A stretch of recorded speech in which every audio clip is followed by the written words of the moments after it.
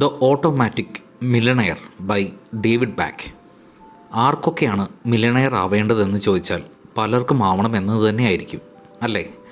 ഈ കാലത്ത് പണത്തിൻ്റെ വാല്യൂ ആൻഡ് സേഫ്റ്റി എന്താണെന്ന് നമുക്കെല്ലാവർക്കും അറിയാവുന്ന കാര്യമാണ്. അതുകൊണ്ട് തന്നെയാണ് ഞങ്ങൾ വെൽത്ത് സ്കൂൾ എന്ന ഈ ചാനൽ വഴി നിങ്ങളിലേക്ക് പറ്റുന്ന രീതിയിലുള്ള ഫിനാൻസ് റിലേറ്റഡ് നോളജ് ഷെയർ ചെയ്യുന്നത്. സോ ഇന്നും അങ്ങനെയുള്ള ഒരു കണ്ടൻ്റാണ് ഞങ്ങൾ കൊണ്ടുവന്നിരിക്കുന്നത്. Before that, welcome back to our channel. How to become a millionaire. നിങ്ങൾ ലോട്ടറി വഴിയോ അല്ലെങ്കിൽ ടി വി ഷോയിൽ നിന്നോ വലിയൊരു പ്രൈസ് മണി വിൻ ചെയ്തിട്ടില്ലെങ്കിൽ, ഓർ ഫ്യൂച്ചറിൽ അങ്ങനെ പണം ഉണ്ടാക്കാനുള്ള ഐഡിയ നിങ്ങൾക്കില്ലെങ്കിൽ, ഏതെങ്കിലും ഒരു റവല്യൂഷണറി പ്രൊഡക്റ്റിൽ തന്നെ നിങ്ങൾ പണം ഇൻവെസ്റ്റ് ചെയ്യണം. ഓർ എൽസ് ഒരു ഗ്രൗണ്ട് ബ്രേക്കിംഗ് ബിസിനസ് സ്റ്റാർട്ട് ചെയ്യണം. അങ്ങനെ നിങ്ങൾക്ക് ഒരു മില്ലണയറായി മാറാൻ സാധിക്കും. പക്ഷേ ഇതൊക്കെ ഭയങ്കര ബുദ്ധിമുട്ടുള്ള കാര്യങ്ങളാണ്. മാത്രമല്ല എല്ലാവർക്കും പറ്റുന്ന കാര്യമല്ല താനും.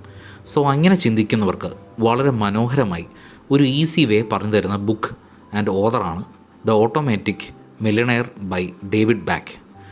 ഇതിൽ ഓതർ എങ്ങനെയാണ് ഒരു സിമ്പിൾ സിസ്റ്റം ക്രിയേറ്റ് ചെയ്ത് അത് ഓട്ടോമാറ്റിക്കലി നിങ്ങളുടെ ഇൻകമിൽ നിന്ന് പണമെടുത്ത് ബെറ്ററായ ഇൻവെസ്റ്റ്മെൻറ്റ് ആൻഡ് സേവിങ് സെറ്റിങ്സിൽ ഡ്രോപ്പ് ചെയ്യുന്നത് എന്ന് പറയുന്നുണ്ട്.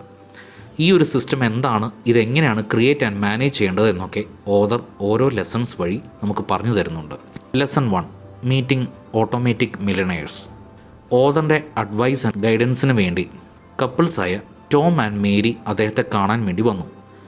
അവർ മിഡ് 50s രണ്ടാൾക്കും അറൗണ്ട് 52 വയസ്സുണ്ടായിരുന്നു. അതുകൊണ്ട് തന്നെ റിട്ടയർമെൻറ്റ് പ്ലാനിങ്ങിൻ്റെ പ്രോസസ്സിലായിരുന്നു ടോം ആൻഡ് മേരി. അവർ രണ്ടുപേരും ചേർന്ന് ആനുവലി $40,000 കൂടുതൽ ഏൺ ചെയ്തിട്ടില്ല. ബട്ട് എന്നിട്ടും അവരുടെ അക്കൗണ്ടിൽ $2 million ഉണ്ട്. ടോമിൻ്റെ അഭിപ്രായത്തിൽ പേ ചെക്ക് കിട്ടിയ ഉടനെ എല്ലാവരും ആദ്യം ബിൽസ് എല്ലാം പേ ചെയ്യും. അതിനുശേഷം ബാക്കിയുള്ളതാണ് സേവിങ്സിലേക്ക് ഇടുന്നത്. വേറൊരു അർത്ഥത്തിൽ പറഞ്ഞാൽ ആദ്യം മറ്റുള്ളവർക്ക് കൊടുക്കും, എന്നിട്ടേ സ്വയം എടുക്കൂ. എന്നാൽ അവരുടെ പേരൻസ് അവരെ ഇതിൻ്റെ ഓപ്പോസിറ്റ് ചെയ്യാനാണ് പഠിപ്പിച്ചത്. അതായത് ആദ്യം സേവിങ്സ്, പിന്നെയാണ് എക്സ്പെൻസസ് വരുന്നത്. തുടക്കത്തിൽ ഈ കപ്പിൾ അവരുടെ ഇൻകമിൻ്റെ 4% വെച്ചാണ് സേവിങ്സ് സ്റ്റാർട്ട് ചെയ്തത്. എന്നിട്ട് മെല്ലെ ആ പേഴ്സൻറ്റേജ് ഗ്രാഫ് കൂട്ടാൻ തുടങ്ങി. ഓതറിൻ്റെ അടുത്ത് മീറ്റിങ്ങിന് വന്നപ്പോൾ അവരുടെ സേവിങ്സ് 15% എത്തിയിട്ടുണ്ടായിരുന്നു. Lesson 2, the latte factor. ഈ കപ്പിളിൻ്റെ അടുത്ത് നിന്ന് ഓതർ പഠിച്ച ഒരു മെയിൻ ലെസൺ വളരെ സിമ്പിളായ ഒരു കാര്യമാണ്. നിങ്ങളുടെ ഇൻകമിൻ്റെ ഫിഗർ വെച്ച് നിങ്ങൾ ഫ്യൂച്ചറിൽ വെൽത്തി ആയ പേഴ്സൺ ആവും എന്ന കാര്യം വാലിഡേറ്റ് ചെയ്യാൻ പറ്റില്ല. കാരണം നമ്മൾ ഏൺ ചെയ്യുന്നതിൻ്റെ ഒപ്പം തന്നെ നമുക്ക് സ്പെൻഡ് ചെയ്യുന്ന സിറ്റുവേഷൻസും ഉണ്ടാവും. കൂടുതൽ ഇൻകമെങ്കിൽ കൂടുതൽ എക്സ്പെൻസ് എന്ന് പറയുന്ന പോലെ ഈ ഒരു സിറ്റുവേഷനിൽ നിന്ന് രക്ഷപ്പെടാൻ ഒരേ ഒരു വഴിയേ ഉള്ളൂ. അതിനെയാണ് ഓതർ ദ ലാറ്റെ ഫാക്ടർ എന്ന് പറയുന്നത്. ഇനി ഇതെന്താണെന്നൊരു എക്സാമ്പിൾ വെച്ച് നോക്കാം. ഒരു നോർമൽ ലാറ്റെ കോഫിക്ക് $3.5 ഉണ്ടെന്ന് വിചാരിക്കുക. അതായത് നിങ്ങളൊരു സ്റ്റാർബക്സിൽ പോയാൽ അപ്രോക്സിമേറ്റ്ലി $250 കോസ്റ്റ് ഉണ്ടാവും ആ കോഫിക്ക്. ചിലപ്പോൾ അത് നിങ്ങൾക്ക് അത്ര കോസ്റ്റ്ലിയായി തോന്നണമെന്നില്ല. പക്ഷേ അതിനെ ഡെയിലി കോസ്റ്റിൽ ആഡ് ചെയ്ത് ആനുവൽ എക്സ്പെൻസായി നോക്കുമ്പോൾ അത് അപ്രോക്സിമേറ്റ്ലി $1,250 ആണ് വരുന്നത്. ഇനി നിങ്ങൾക്ക് സ്മോക്കിംഗ് ഹാബിറ്റ് കൂടി ഉണ്ടെങ്കിൽ പിന്നെ അതിൻ്റെ എക്സ്പെൻസ് അപ്രോക്സിമേറ്റ്ലി $2,500 പെർ ഇയർ എന്നുകൂടി ആഡ് ആവും. ഈ പണത്തെ ലോജിക്കലി ആലോചിച്ച് സ്റ്റോക്ക് മാർക്കറ്റിൽ ഇൻവെസ്റ്റ് ചെയ്താൽ 30 വർഷം കഴിയുമ്പോഴേക്കും നിങ്ങളുടെ അടുത്ത് അപ്രോക്സിമേറ്റ്ലി $1 million ഉണ്ടാവും എന്നാണ് ഓതർ പറയുന്നത്. മറ്റേ കേസിൽ ഹെൽത്തും പണവും നിങ്ങൾ സാക്രിഫൈസ് ചെയ്യുന്നു എന്നൊരു കാര്യം മാത്രം ഓർത്താൽ തന്നെ ഈ ഡിസിഷൻ എത്ര റീസണബിൾ ആണെന്ന് നിങ്ങൾക്ക് മനസ്സിലാവും. Lesson 3, learn to pay yourself first. ഈ ലെസൺ ത്രൂ ഓതർ ഒരു ഇൻട്രസ്റ്റിംഗ് മാത്സ് ആണ് ഷെയർ ചെയ്യുന്നത്. 20 വയസ്സ് മുതൽ 35 വയസ്സ് വരെ നിങ്ങളെന്നും $14 സേവ് ചെയ്ത് അതിനുശേഷം ആ പണം 10% ആനുവൽ റിട്ടേൺ കിട്ടുന്ന സ്ഥലത്ത് ഇൻവെസ്റ്റ് ചെയ്താൽ 55 വയസ്സാകുമ്പോഴേക്കും നിങ്ങളുടെ കയ്യിൽ $1.6 million ഉണ്ടാവും. ഈ പ്രോസസ്സിലുള്ളപ്പോൾ ആദ്യം സേവ് ചെയ്യണം, എന്നിട്ട് വേണം എക്സ്പെൻസസ് കവർ ചെയ്യാൻ. ഓതർ പറയുന്നത് ഒരു ആവറേജ് അമേരിക്കൻ അവൻ്റെ ഇൻകമിൻ്റെ വെറും 5% സേവ് ചെയ്യാറുള്ളത് എന്നാണ്. എന്നാൽ ഒരു ഓട്ടോമാറ്റിക് മില്ലണയർ ആവാൻ ഈ എമൗണ്ടിനെ ഡബിൾ ചെയ്യേണ്ടി വരും. അല്ല, ഇനി 10%-നേക്കാളും കൂടുതൽ നിങ്ങൾക്ക് പറ്റുമെങ്കിൽ wonderful, you can retire fast. Lesson 4, make it automatic. ലൈഫിൽ ഈ ഒരു റൂൾ എന്തായാലും ഇൻക്ലൂഡ് ചെയ്തോളൂ എന്നാണ് ഓതർ സജസ്റ്റ് ചെയ്യുന്നത്.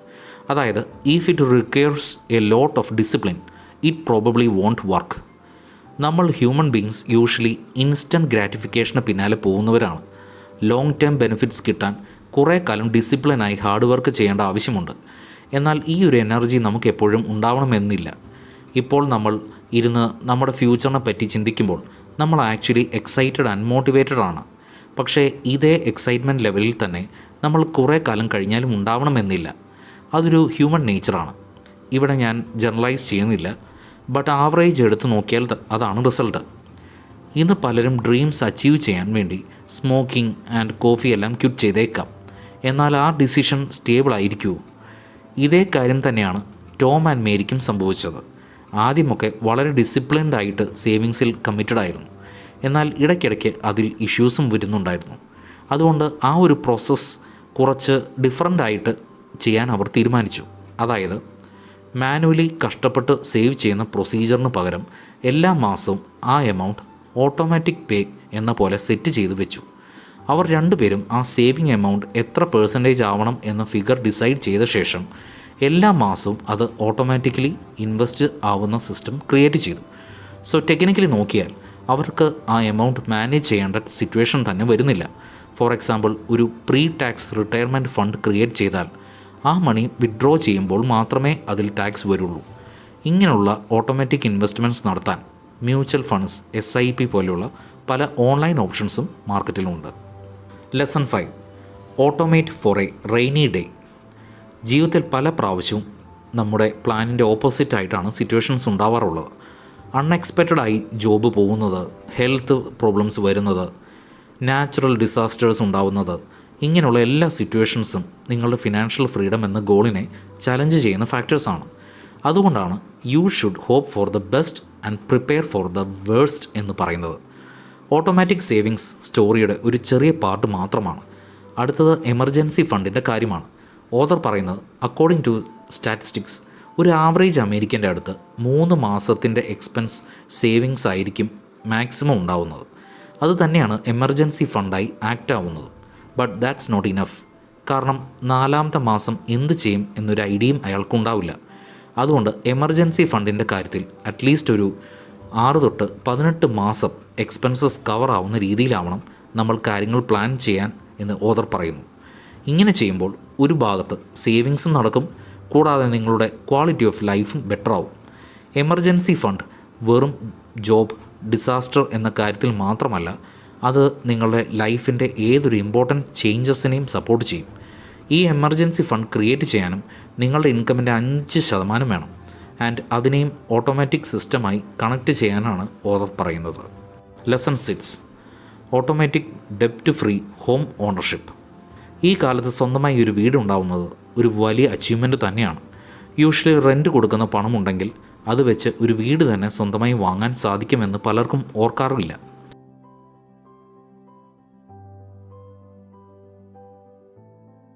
തുടക്കത്തിൽ കുറച്ച് കഷ്ടപ്പെട്ടാലും ഗ്രാജ്വലി അത് നിങ്ങൾക്ക് കൂടുതൽ സേവിങ്സ് ഉണ്ടാക്കാനാണ് ഹെൽപ്പ് ചെയ്യുന്നത്.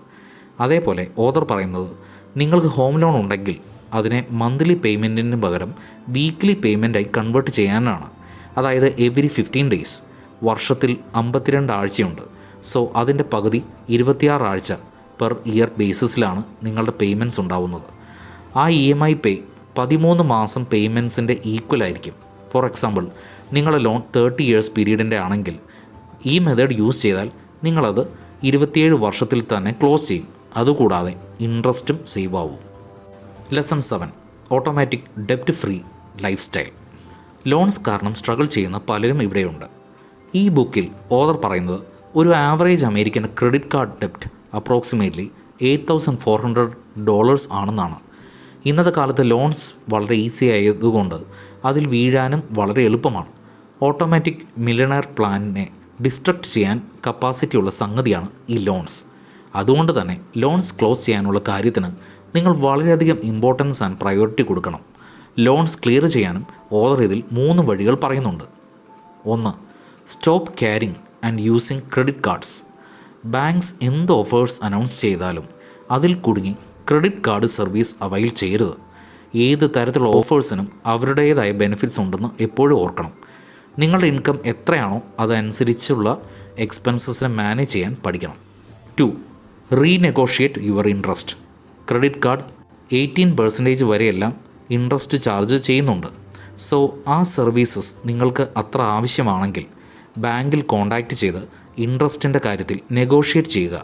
ഓവറോൾ സർവീസസിൽ ഹാപ്പി അല്ല എന്ന് ഫീഡ്ബാക്ക് എങ്കിലും കൊടുക്കാൻ തുടങ്ങുക. കസ്റ്റമേഴ്സ് ലോസ് ആവും എന്നുള്ള പേടി അവർക്ക് വരുമ്പോൾ ഈ പറയുന്ന റീനെഗോസിയേഷൻ നിങ്ങൾക്ക് കിട്ടാൻ സാധ്യതയുണ്ട് എന്നാണ് ഓതർ പറയുന്നത്. 3. കൺസോളിഡേറ്റ് യുവർ ഡെപ്റ്റ്. നിങ്ങളുടെ ഇപ്പോഴത്തെ ഡെപ്റ്റ് പല അക്കൗണ്ട്സിൽ സ്കാറ്റേഡ് ആണെങ്കിൽ അതെല്ലാം ഇൻട്രസ്റ്റ് റേറ്റ് കുറഞ്ഞുള്ള ഒരു സ്ഥലത്ത് കളക്ട് ചെയ്യുക. അങ്ങനെ ചെയ്യുന്നത് പോസിബിൾ അല്ലെങ്കിൽ ഏത് ഡെപ്റ്റാണോ കുറവ് അത് ആദ്യം ക്ലിയർ ചെയ്ത് അങ്ങനെ അസെൻഡിങ് ഓർഡറിൽ എല്ലാം ക്ലിയർ ചെയ്ത് പോവുക. Lesson 8. Make a difference with automatic. United കിങ്ഡമിൻ്റെ ഫോമർ പ്രൈം മിനിസ്റ്റർ വിൻസ്റ്റൺ ചർച്ചിലിൻ്റെ വേർഡ്സാണിത്. We make a living by what we earn, we make a life by what we give. നിങ്ങൾ സ്വയം വെൽത്തി ആവാനുള്ള യാത്രയിൽ ചാരിറ്റി ആക്ടിവിറ്റീസിനെ വേണ്ടിയും കുറച്ച് പണം മാറ്റിവെക്കണം. അതും ഓട്ടോമാറ്റിക് പേ ആയി തന്നെ സെറ്റ് ചെയ്യണം എന്നാണ് ഓതർ പറയുന്നത്. ഇതിന് ഓതർ 3 റീസൺസ് തരുന്നുണ്ട്. 1. ഇങ്ങനെ ചെയ്യുമ്പോൾ നിങ്ങൾ ഓൾറെഡി ഒരു മില്യണയർ ആണ് എന്നൊരു ഫീൽ അത് കൊണ്ടുവരും. ഇത് നിങ്ങളുടെ സബ് കോൺഷ്യസ് മൈൻഡിൽ ഫിക്സ് ആവും. 2. സാലറിയുടെ മിനിമം 1% എല്ലാ മാസവും ഒരു ചാരിറ്റി ഓർഗനൈസേഷനിലേക്ക് കൊടുത്താലും അത് ഫിനാൻഷ്യലി നിങ്ങളെ കാര്യമായി ബാധിക്കില്ല. ഫോർ എക്സാമ്പിൾ, നിങ്ങളുടെ സാലറി 15,000 ആണെങ്കിൽ അതിൽ നിന്ന് 150 രൂപ നിങ്ങൾ ചാരിറ്റിക്ക് കൊടുത്താലും നത്തിങ് ഹാപ്പൻസ്. 3. ഈ ഒരു കാര്യം ചെയ്യുമ്പോൾ ഉള്ള സന്തോഷവും സാറ്റിസ്ഫാക്ഷനും വളരെ അധികമാണ്, ബിയോണ്ട് വേർഡ്സ് എന്ന് തന്നെ പറയാം. ഫൈനലി ഈ ബുക്കിൻ്റെ കൺക്ലൂഷൻ എന്താണെന്ന് നോക്കാം. നിങ്ങൾ പണത്തെക്കുറിച്ച് സ്ട്രെസ് ചെയ്യാതെ തന്നെ നല്ലൊരു ഫിനാൻഷ്യലി സൗണ്ട് ലൈഫ് ബിൽഡ് ചെയ്യാൻ വിചാരിക്കുന്നുണ്ടെങ്കിൽ അതിനൊരു കാര്യം നിങ്ങൾ എന്തായാലും ചെയ്തേ പറ്റൂ. പേ യുവർ സെൽഫ് ഫസ്റ്റ്. അതൊരു റിട്ടയർമെൻറ്റ് പ്ലാൻ ആവാം, എമർജൻസി ഫണ്ട് ആവാം, ഓർ ഡെപ്റ്റ് ക്ലിയറൻസ് ആവാം. ഇതിൽ ഏതായാലും ശരി, അത് ഓട്ടോമേറ്റഡ് പേ ആയി സെറ്റ് ചെയ്ത് വെച്ചോളൂ. സോ ഫ്രണ്ട്സ്, ഇന്നത്തെ ഫിനാൻഷ്യൽ കണ്ടന്റ് ഇവിടെ അവസാനിക്കുന്നു. ഇതിനെക്കുറിച്ച് നിങ്ങളുടെ അഭിപ്രായം എന്താണെന്ന് ഞങ്ങളെ കമൻറ്റ് സെക്ഷനിൽ അറിയിക്കുക. ഇങ്ങനെയുള്ള business secrets, case studies and financial realities എല്ലാം അറിയാൻ വേണ്ടി keep watching our channel. And ഈ കണ്ടന്റ് ഇഷ്ടമായെങ്കിൽ like and share. Thank U.